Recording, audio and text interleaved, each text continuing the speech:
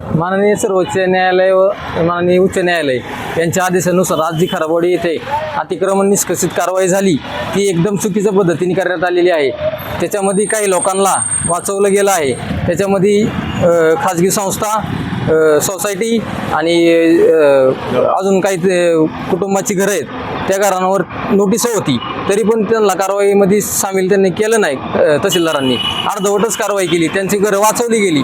त्यांची घरं का वाचवली गेली आम्ही त्यांना विचारलं असता त्यांनी सांगितलं की त्यांच्या यापूर्वी जी मोजणी झाली होती आमच्या कुटुंबाकडून त्या कुटुंबाच्या मोजणीचा आधार त्यांनी घेतला आणि त्या आधारानुसार त्या मोजणीच्या आधारानुसार आज ती वाचली गेलेली आहे असं आम्हाला तहसीलदार बेडसे साहेब आणि तलाठी वाल्लेकर भाऊ साहेब आणि ग्रामपंचायतचे काही अधिकारी यांना विचारलं असं त्यांनी सांगितलं की त्यांची कारवाई आम्ही का केली नाही, की त्यांच्याकडे मोजणी नकाशा आहे। पण कालपर्यंत त्यांनी आम्हाला वकिलामार्फत त्यांचं स्टेटमेंट दिलंय की ते गायरान जागेमध्ये आहे। त्यांच्याकडं यापूर्वी 1984-85 सालापासूनचे गायरान जागेत असल्याचे पुरावे आहेत। त्यांनी या ग्रामपंचायतीची मग फसवणूक केली का? मग याच्यात शासनाने शहानिशा केली पाहिजे आणि यांच्यावर योग्य ते कठोर कारवाई केली पाहिजे अशा लोकांवरती। हे जर 2-2 रुपये घेत असेल कालपर्यंतच 25 तारखेपर्यंत ते सांगतात आम्ही गायरान जागेमध्ये, आणि आम्ही तहसीलदारांना विनंती करत होतो की हे लोकांनी यांच्या विधितज्ञ वकील 2-2, 3-3 वकील आहेत, त्या 3-3 वकिलांच्या आम्हाला नोटिसा आल्यात। त्या नोटिसामध्ये कळवलंय की आम्ही गायरान जागेमध्ये, आम्ही तुमच्या खाजगी जागेत नाही। पण आज जे अतिक्रमण विभागाची कारवाई आली तर आज ते सांगतात की आम्ही खाजगी जागेत आहे। मग खाजगी जागेत कुणाच्या जागेमध्ये येते त्यांना तुम्ही विचारा, आमचं हेच म्हणणं आहे। याचा काही पुरावा आहे का त्यांच्याकडे की ते खाजगी जागेवरती मालकी हक्काचा? त्यांच्याकडे काही पुरावा नाही, त्यांच्याकडे सगळे पुरावे गायरान जागेत असल्याचे। पण आजपर्यंत त्यांनी प्रशासनाची पण फसवणूक केली आणि आज कोर्टाची पण ती फसवणूक करतात। ही लोक दुटप्पी भूमिका घेणारी लोक आहे, जसं वेळीन तसं रंग बदलणारे लोक आहेत। आणि यापूर्वी आम्ही जी आमच्या वडिलांनी मोजणी केली होती ही मोजणी खोटी आहे असं हेच सगळ्या गावभर सांगत होते आणि आम्हाला बदनाम करत होते गावापुढं। आपण आज गावाला दिसतंय कुणामुळे शाळा वाचली वर अजून काही या शाळेतल्या संचालक मंडळातली काही लोक आहे ती आज आमच्या मोजणीमुळे वाचल्यात।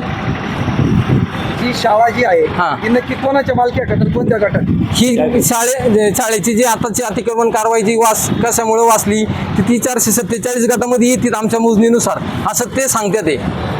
म्हणून त्यांची शाळा आज वाचली आणि सोसायटी ते कोपरा आमच्या जागेत येत होता, सोसायटी पण ते खाली करत नव्हते। पण आम्ही त्यांना विचारलं तहसीलदार साहेबांना की तुम्ही सोसायटी का पाडत नाही, तुम्ही खालचं फक्त त्यांची भिंत पाडली, वरचं तसंच ठेवलं होतं वरचा मजला। मग आम्ही त्यांना विचारणी केली असत मग त्या साहेबांनी त्या आपलं काय तलाठी साहेबांना सांगितलं की ते पण पाडून टाका आणि त्याच्यावरती पण पाडा म्हणत होतो। पण ते म्हणले की तुमच्या मोजणी मध्ये ते खाजगी जागेत येतात। मग खाजगी जागा ती नक्की कोणाची, आमची का अजून गायरानाची? मग गायरान जागेची त्यांना नोटीस मिळाली होती, कारवाई तशी तहसीलदारांनी थांबवायला नव्हती पाहिजे, कोर्टाची ऑर्डर होती। कारण ती याच्या आधी यांनीच जे काही कड परिवार आहे तो कड परिवार कोर्टामध्ये गेला होता की आम्हाला वाचवा म्हणून, आणि हेच त्यांनी पेपर दिले ते सगळे। मग यांनी कोर्टाची पण फसवणूक केलेली आहे।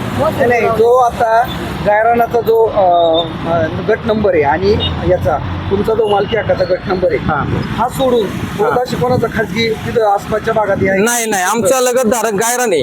आणि यापूर्वी आम्ही गायरानाची ज्यावेळेस मोजणी केली त्यावेळेस गायरानाचे कलेक्टर असेल, तहसीलदार असेल, सर्कल असेल, तलाठी असेल, ग्रामसेवक असेल, BDO असेल, सर्वांना इथं उपस्थित राहण्याच्या नोटिसा त्यांना आम्ही पाठवल्या होत्या आणि त्याच्या आमच्याकडे पोहोचेत। आम्ही असं बोलणार नाही आणि त्यांना प्रत्यक्ष व्हॉट्सअप पण केलेले आहेत। त्यावेळेस कोण होतं त्यांना। आपली भूमिका काय आहे? आमची भूमिका हीच आहे की जी तहसीलदार साहेबांनी जी आजची कारवाई केली ती अर्धवट केली आहे। मग ती कुणाच्या राजकीय दबावापोटी केली का कशामुळे केली हे त्यांना आता उत्तर तुम्ही विचारा, तुमच्या पत्रकार बांधवांनी त्यांना विचारावा जाऊन तहसील कार्यालयामध्ये। पण आम्ही याच्या नंतर जे प्रक्रिया करणार आहे ती न्यायालयामध्ये जाणार आहे, आम्ही काही शांत बसणार नाही। ही अन्यायकारक भूमिका त्यांनी केलेली आहे। आणि येणाऱ्या काळामध्ये शाळेचं असं म्हणणं आहे की आम्ही 447 मध्ये येतोय, आमच्या बोर्डांमुळे ते आज वाचल्यात आणि ती कड परिवार तो आज आमच्या मोजणीमुळे ते आज वाचल्यात। कारण जे प्रशासनाचे महसूल अधिकारी जे आहेत तलाठी सांगतात की तुमची मोजणी इथपर्यंत आहे, ते खाजगी जागेमध्ये आहे, त्याच्यामुळे त्यांच्यावर कारवाई करता येत नाही। पण त्यांना कोर्टाने ऑर्डर दिली होती कारवाई करायची, त्यांनी थांबायला नव्हतं पाहिजे।